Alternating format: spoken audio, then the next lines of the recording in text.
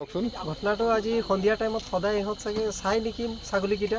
মই আজি গৰু ল'ব আহিছিলোঁ আৰু মইতো নিজৰে সেই আমাৰ এইটো তো ছাগলীকেইটাক মই মানে তাৰমানে কি সদায় খেদি পেলাই লৈ আহোঁ। আজিতো লেট হৈ গ'ল, ফটাফট আহি পেলাই চাইছোঁ ইহঁত ছাগলীকেইটা ধৰি সোমাই আছিলোঁ। তো মোক চালে মই একদম চাইকেলটো মাজেদি পাৰ কৰি দিলোঁ আৰু ছাগলীকেইটা পলাই গ'ল এইফালে। পিছত এই ল'ৰাটোক মই ফোন কৰিলোঁ চবক।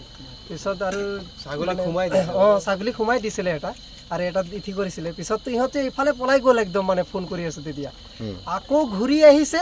পিছতহে আমি এইফালে এই আমাৰ শংকৰ দাক ফোন কৰিছিলোঁ।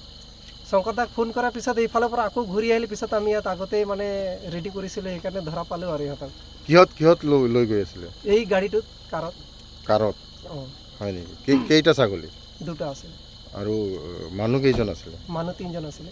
3জন? অঁ, তাৰমানে ইয়াৰ পৰা ছাগলী চুৰ হৈ থাকে তাৰমানে? বহুত চুৰ হৈছে আমাৰ, ইমান চুৰ হৈছে মানে সদায় দিনৰ আজি বিশ্বকৰ্মা পূজাত এটা লৈ গ'ল।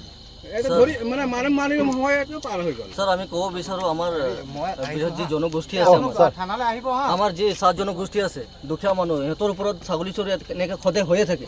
গতিকে প্ৰশাসনক আৰু আমি জনাব বিচাৰোঁ যে তেখেতসকলে অলপ আমাক প্ৰটেকশ্যন দিয়ে বা পেট্ৰলিং দিয়ে, যাতে এইটো আৰু নেক্সট টাইম নহ'ব বুলি।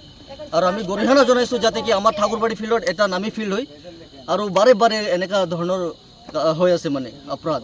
গতিকে আমি বিচাৰোঁ আমাৰ ছেফটি হ'ব লাগে এৰিয়াটো, আৰু আমি বিচাৰোঁ আমাক ছেফটি লাগে।